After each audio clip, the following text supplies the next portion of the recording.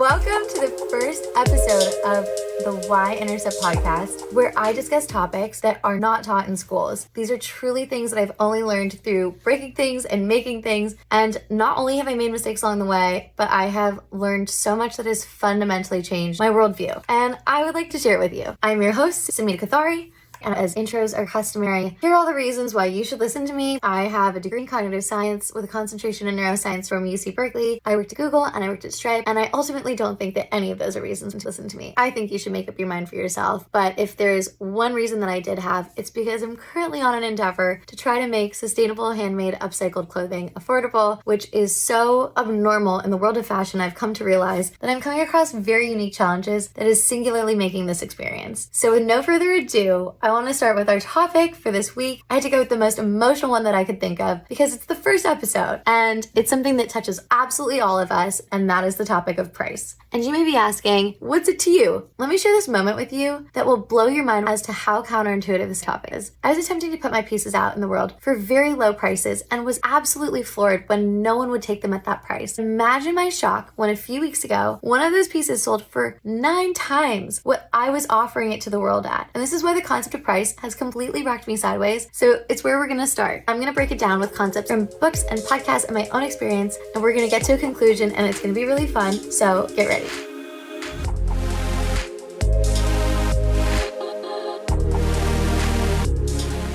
Okay. The topic, why do we pay the wrong price for things? I don't think that we mean to. I always believed, as probably do you, that I was paying exactly what I wanted to pay for an item. And if you're smarter than me, you're probably already seeing the multiple holes in which marketing completely manipulates our perception of this. I wish I understood marketing enough so that we could go down that hole today, but I don't. So we're going to stick with pricing. I'm actually going to start with the fundamentals, but I'm going to skip supply and demand. So we're going to start with assumptions around price. In my head, if something was a higher price, it was because it was better quality. And if you were also thinking this too, that would be very reasonable. That was mainly the driver of price back in the day, pre-industrial revolution, which, by the way, I got this following information from the School of Life. They have a really wonderful mini documentary on price, and I highly recommend you go watch it. So pre-1800s, because there was limited access to resources and to labor, to make something that used materials that were in very high demand and or necessitated the skills of an artisan booked out years and months in advance, it stands to reason that in order to have that really nice high value luxury item, you'd have to pay more for it.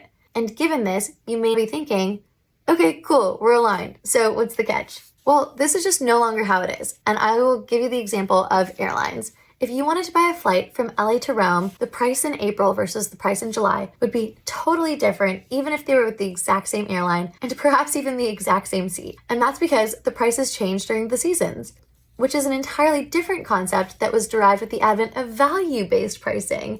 And this happened because of all of the increases in technology and automation and efficiency during the Industrial Revolution that allowed us to make really high quality items for a lot cheaper of a price.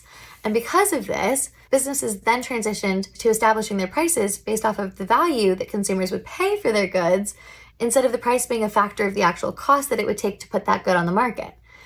And so we have this thing called value-based pricing, which is again the alternative to what existed previously, being cost-based pricing. So value-based pricing, what is it? This is just a technical term, but for all intents and purposes, it's this idea that we as consumers will pay for something based off of its perceived or estimated value.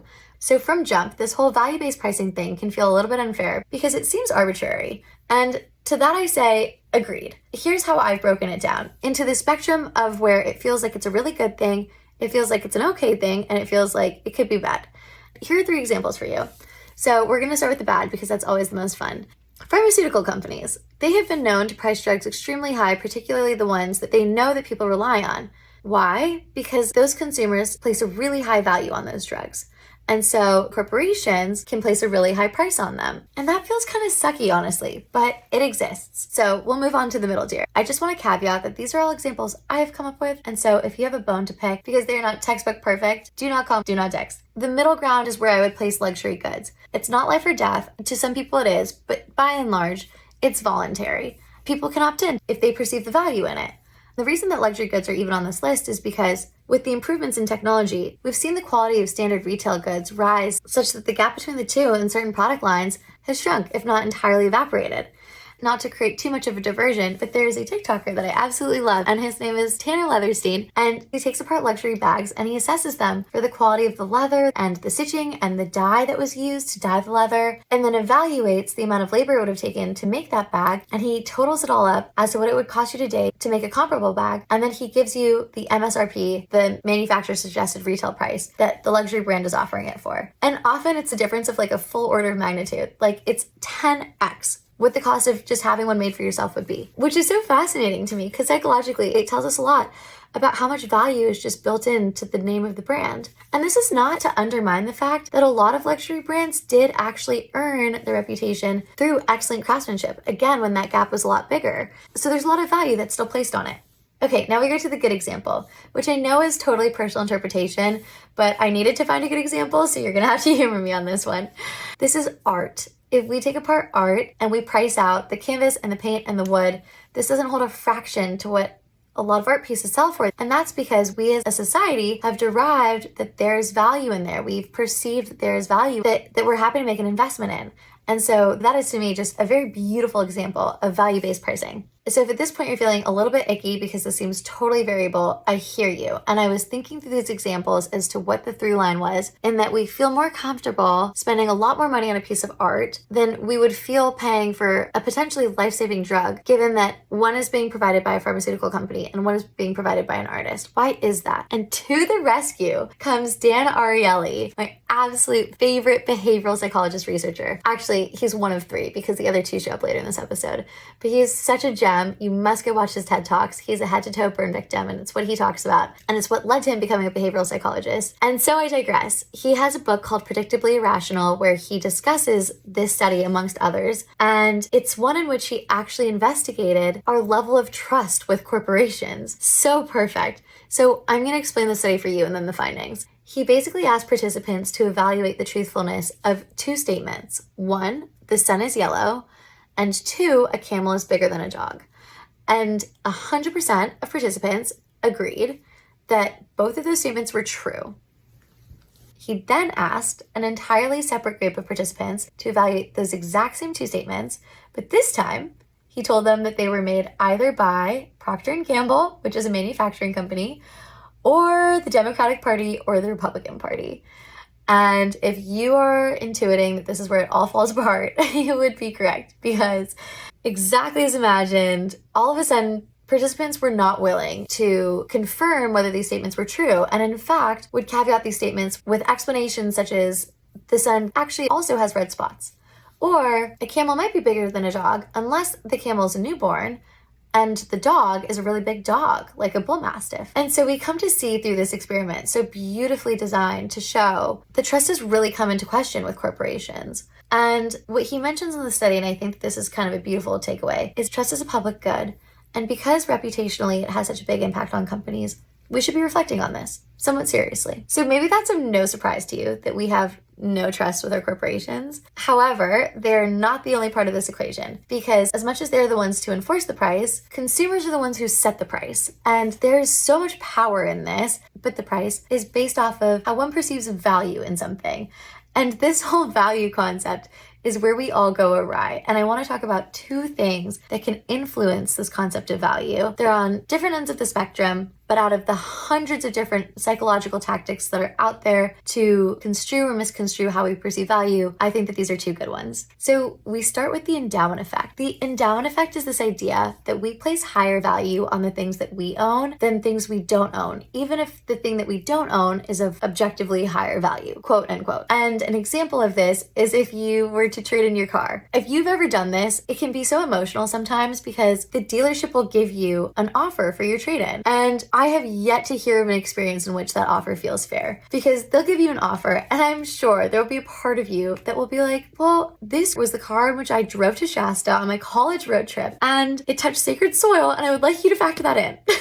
But they don't. And this is the endowment effect, because we place greater value on the things that we own. And you may be asking, okay, what does this really have to do with pricing? Back to the rescue, Dan Ariely. He's done a study on this, and I am so grateful. He assessed this in relation to what I believe is March Madness, but essentially collegiate basketball at Duke University. And for those of you who are not aware, Duke University, from what I understand, has a very good basketball team, and they're usually in the championships. Because of this recurring event, there's now a culture on campus such that students will camp out in tents for days in order to wait in line to be entered into a lottery to secure a ticket for the final championship game. And again, because it's a lottery, some of them get it and some of them don't. But it is a fairly grueling process. From what I understand, there's rules and you can't leave your tent for X number of hours. So students are literally sleeping there and living there for days at a time. So Dan Ariely and his colleagues called up students after the lottery who had won tickets and asked them what they would be willing to sell their ticket for to another prospective student. And although by and large the students were not willing to even consider selling their tickets, the average of the number that they converged on was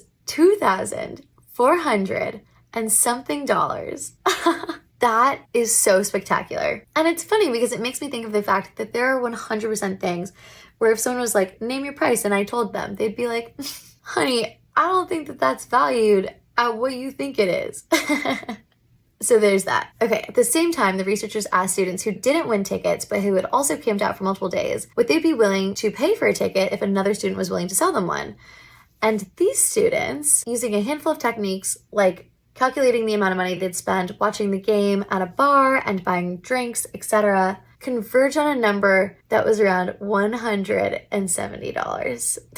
This is such a massive difference in price. This is so scary, speaking purely as a business owner, because I listen to this and I'm like, so what is the price? What do I price this at? It feels like doing taxes and trying to guess the magical number. This is such a great indication of how we place such different value on things. And this is so crazy. The gap is so big. There's a really important psychological explanation, and it's a concept called cognitive dissonance. Cognitive dissonance is a state in which we don't act in accordance with our intentions, and it happens entirely subconsciously. And the sneaky side of cognitive dissonance is that when it takes hold, because it feels kind of uncomfortable, because we know that there's this misalignment happening between our beliefs and our intentions and our attitudes with our behaviors and our actions, it can feel a little bit uncomfy. So what our brain does is it seeks out confirming evidence for why our behaviors do actually match our intentions, and it ignores evidence that points to the contrary. And so it's kind of this self-affirming belief, and because it happens so without our awareness, the downside is that it can lead to impaired decision-making, because ultimately we're behaving in ways that don't serve our end objectives. And if this makes you feel really hopeless, the silver lining that I have for you is that research has shown simply being aware of cognitive dissonance is a really great antidote to it fully taking hold. So now that you know, you'll probably see it. You're welcome. And you're not alone, because I see cognitive dissonance in my life all the time. And I'll share a little story for you because it's about time we actually talked about clothes in this episode. So when I was growing up, I very much correlated price with quality. When I first started babysitting and earning money, my immediate inclination was to save it all so that I could buy my brother these leather shoes he really wanted. And because they were super expensive, they were what I perceived to be, therefore, super nice. And I look back on this and I go, this would not have lasted him the lifetime that I really thought that they would.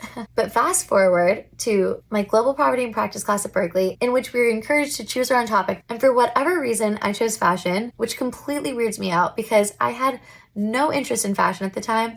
And it was really bizarre foreshadowing for this part of my life. But in the books I read, I essentially came to learn that our quality of clothes today is far worse than our quality of clothing pre-60s or pre-70s for a handful of reasons, which I'll go through. One, across the board, manufacturers decided to reduce the actual content of fiber in our threads by up to 70% in some cases, unanimously in order to increase profits. And so there was just this massive reduction in the thickness of garments that were made at the time. And similarly, over time, with the advent of fast fashion, due to the rapid production of clothing, the quality and durability of the stitching has also significantly degraded, such that our clothes are just a lot thinner and they rip a lot easier. And in addition, I learned this last piece of information from my friend Elmo, who is also a designer, and he taught me that the actual technology within sewing machines has significantly changed over time to become worse than it was back in the day. So the actual quality of stitching that was created by older machines is no longer what we have even in our home sewing machines today. And that is so sad to me to think about the fact that technology has regressed, but it is not the first time that we've seen this happen, so I'm not going to dwell on it today. He did say that it is possible to buy these old machines, but they sell for thousands of dollars, so if you want to brave the dark web, power to you. When you combine all this information, it becomes so apparently obvious that the quality of our clothing now is just not comparable to what used to exist. And yet, if we were to go back into the mind of high school me, we would think, great, I need to save up my money and then maybe do a little bit more research this time to see if I can find companies that I trust enough to produce the quality of clothing that I'm willing to invest in. Because to have thicker fabric and these black market sewing machines and to pay seamstresses enough to actually stitch durable clothing, that's going to cost more money. So we should save up such that we can invest. And there's nothing wrong with this approach. But the other option is just to buy old clothing that was produced pre-70s. And they exist in charity shops and thrift stores and flea markets. And if anything, because they've stood the test of time, you know that they're durable. They're generally unique, so you'll have something truly expressive. And by and large, they're a much cheaper option. And so this is an example of how when we investigate our inclination to behave in a certain way, we can see that it might actually be misaligned. And that helps us to make better purchasing decisions. And therein was my switch fully to secondhand. And of course, there was the conscious consumption side to this as well. But it's such a cool example of how you can build your life in a way that serves multiple purposes. So at this point, if we're the ones determining what the value is, and the perception can be so different, it can be hard for businesses to figure out what the price should be. But of course, businesses don't just roll over and play dead. They have tactics of their own to manipulate how we perceive value. And so this is the final thing I'll touch on.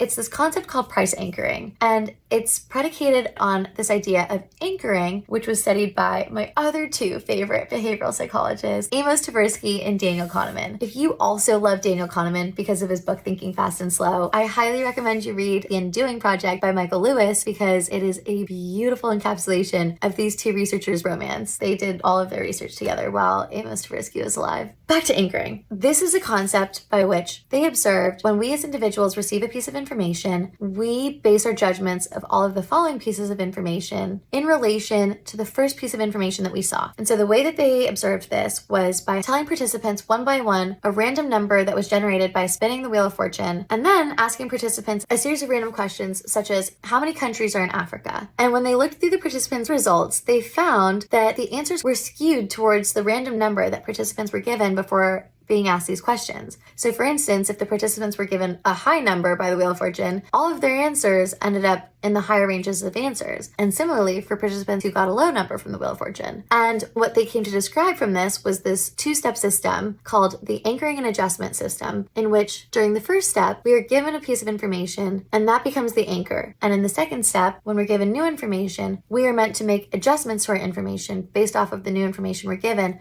But oftentimes, those adjustments don't really happen. And so this concept was expanded into price because it was studied so successfully that it was shown that we as consumers do anchor off of the first price that we see. And so a general arena in which companies will use this is when they give you an initial price and then slash that price and show you the discounted price. They know that because you've seen that original price, you will subconsciously anchor off of that original price and thereby perceive that the value of the item you're trying to buy is worth what that original price is. And this will happen independent of whether that discounted price is truly reflective of the value. But it's really hard for us as individuals to make that distinction once the anchoring has taken effect. This also happens with subscriptions and tiered business models, where they will show you the various pricing options in a specific order in order to influence how you anchor. And this is just one of so many different tactics that are used. There's the free tactic, discounting is a whole nother topic, but I encourage you to go look into them because it's so fascinating how, again, we don't even have an awareness that this is going on. Okay, so given that we've talked about so many different concepts that influence price, I want to give a quick example of how this can all tie together so that it can bring it home. Say that you drive a gas guzzling car and you're really in the market for an electric vehicle. So you get online and you do your research and you're looking at all these companies because you really want to make sure that they have the best technology on the market, that they have everything that you're looking for. But after a certain point, it starts to become unclear whether you feel that they're being legitimate. And after spending a sufficient amount of time researching and talking to people, etc., you face purchase paralysis and you decide, look, there's an opportunity cost to all of this because time is money. And the more time I spend looking into this and coming up with an inconclusive answer, the less time I have to be spending on other things. And so you reevaluate the fact that not only is your car really not that bad, they actually really don't make them like they used to. And if you were to ever want to go back to that specific model, it would be impossible to find a comparable one. So it's probably the best decision to just stick with what you have. And that is totally fine. I have no judgment to pass on this end result, but I wanted to walk us through that because that is an example of almost all of the things we just talked about. The mistrust in corporations, the endowment effect, cognitive dissonance. We also threw paradox of choice in there. There's so many others. But now observing where they show up helps us understand where we have influence to change our own perception. Because this is the most beautiful part of basically everything laid out, which is that by and large, consumers have the end-all be-all in this.